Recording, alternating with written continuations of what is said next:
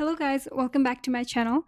So, when I was scrolling LinkedIn, I found a very interesting statistics that Nepal is the country that sends most international students to the US per capita. And when I looked up on the most trending searches, so whenever I try to make a YouTube video, I try to see what's trending, what people are searching, and try to make video based off of that, right? And I noticed that when I type in, study in USA, Nepal is the country that has most. Search related to studying in the US. So that means that Nepali people are really, really, really trying to get out of the country, come to the US to study and make their life. And I think that's such a great thing. I love it that most Nepali people are trying to find ways to come here, study here, and make a life for themselves. I know a lot of friends. In fact, all of my friends who came with me, they have a very good life right now. I'll tell you the secret sauce, what it takes to be successful compared to, let's say, 90% of the international students, and what I think they did differently.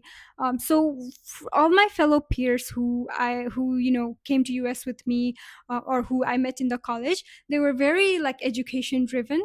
They focused on their studies. They made sure they had internship. They made sure they excelled in schoolwork, maintained their GPA.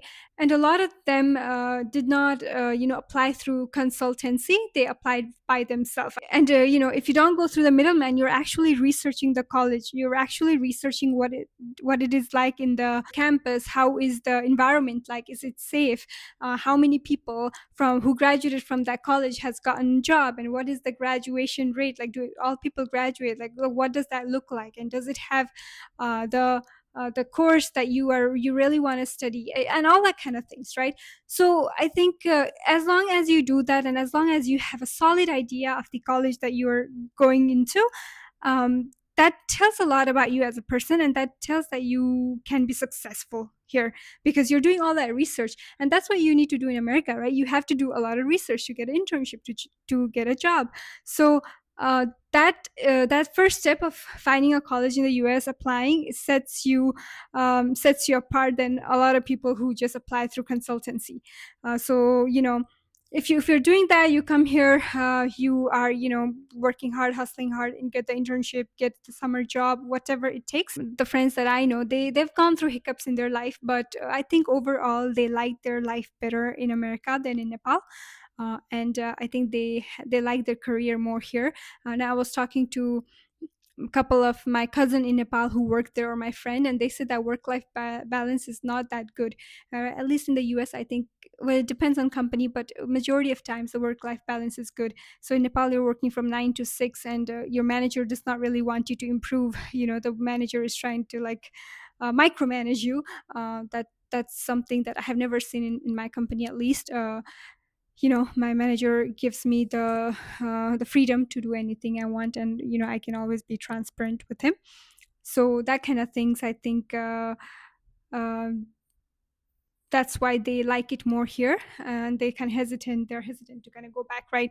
And in terms of like, and I know like there's a lot of I know I made a video like 7 or 8 months ago saying not for students to not come to US because I was seeing like a lot of layoffs happening in the tech companies, and a lot the economy was in an unstable condition. So I was even questioning, like, should I tell my cousin to come here if they're gonna have a hard time finding a job. But what I didn't realize was that people were still finding jobs. So I think I saw a graph or a chart the other day that showed that how the during the COVID, the technology jobs rose up, all the way the graph went up. And then after like the recession-ish kind of thing that happened 2023-ish, it went all the way down. So definitely the IT job were not that available as it was in 2022. But notice that it went to the same level that it was in 2020, which when I had to look for a job, it was very difficult to find job even in 2020. So I think right now we are like at the same position when we were in 2020. And I think I have seen a lot of openings. I've in fact, I'm getting interviews. I'm getting like LinkedIn, people are connecting with me on LinkedIn, be like, hey, we have a job, please apply, and stuff like that. So I'm seeing some opening. And So I think at that time I was like panicking. In fact, my own job was kind of at risk. I almost got laid off. Our company was doing some layoffs, and I thought, I might be the next in the chopping block, because why not? Like, it could be anybody, right? It could be anybody. There's like, I don't know. So it was a kind of a difficult situation. So what I really get frustrated is when people don't get incentivized for their work. So in Nepal, you're pouring your heart and soul, and you're still not getting that money.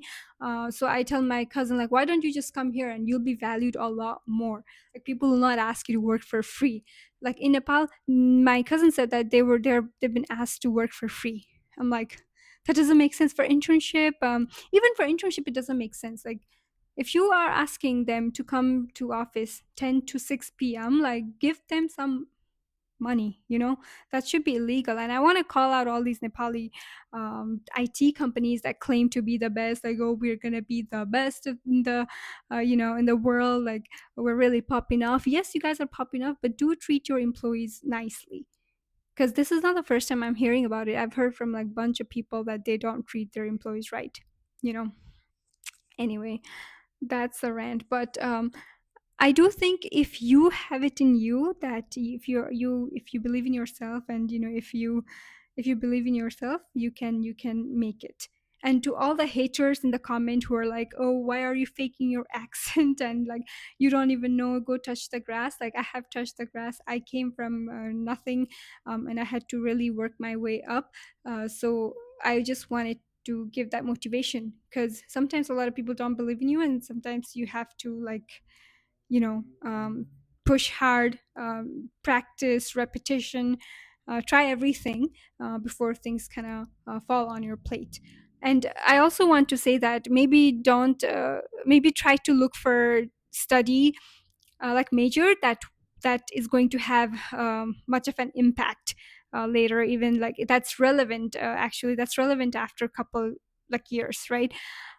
Because there are certain major that might not be relevant because of AI and all that stuff. So if, let's say, if you want to study computer science, I highly suggest people to, let's say, get a data science, like AI, some stuff related to that. If you have AI in your resume, there's more chance of getting a job. And even Naval Ravikant has said that. So there is some truth to that.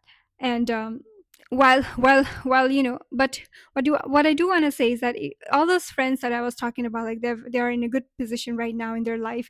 Even the people who weren't that academically successful back in Nepal have done really amazing here.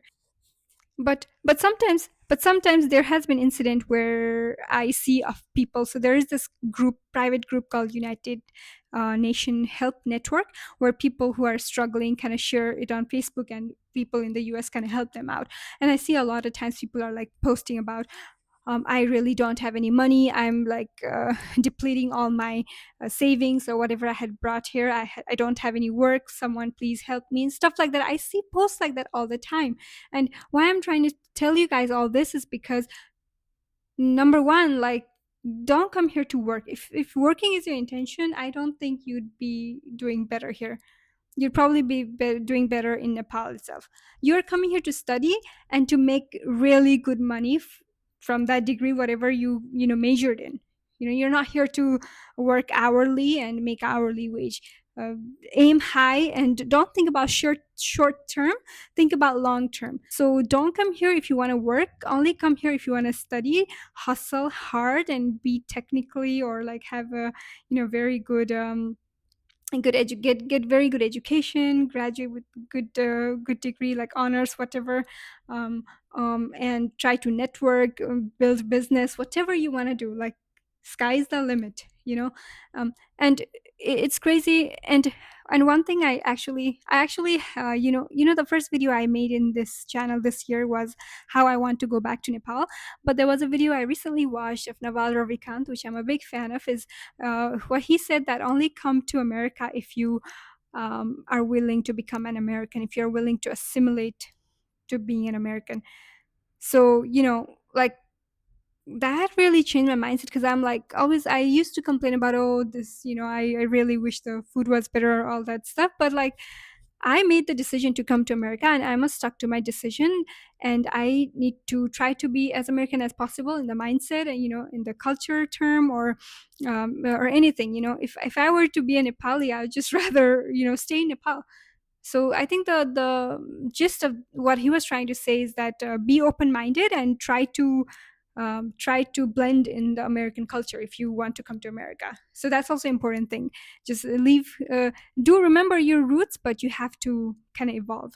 And a lot of people in the comment section tell me that I do have a fake accent, which I don't know. Like, this is how I talk.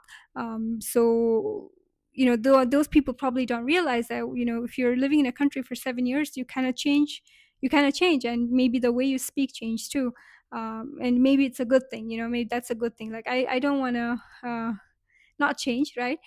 Change is the only constant. So, but usually I can't tell if those are the bots or whoever is writing those comments. But anyway, is my video still recording? Yeah.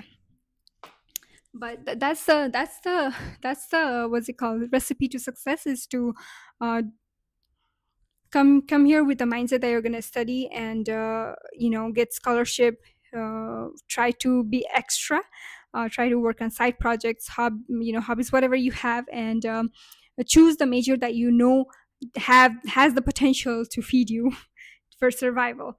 And then once that's sorted out, maybe you can try something else. I even suggest people to just get PhD if that's what they really want to do.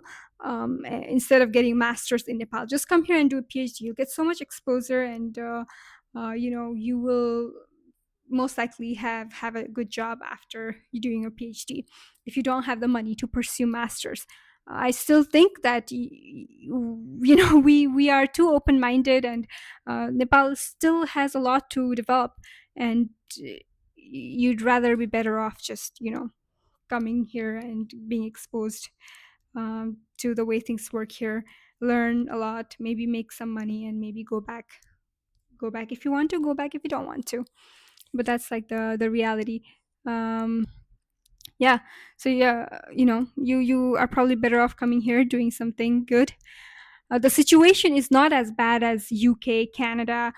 I saw a video about Finland where people are struggling in Finland. If you're watching this video, don't go to Finland, okay? And don't go to UK either. I think for now, US might be the best choice out of all the countries that you've got the option to go to, or maybe Germany. I don't know how things are in Germany. Can someone who is in Germany comment? But yeah, if you want to escape out of Nepal, US should be your first priority, and try to do GRE, SAT, whatever works, whatever you need to get the scholarship. So scholarship plus US, your life will be beautiful. you know, but again, anything can happen in life.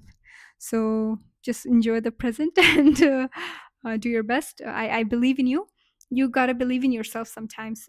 There will be a lot of doubt and negative talk, but I think you're way above all that. So yeah, keep crushing it, guys.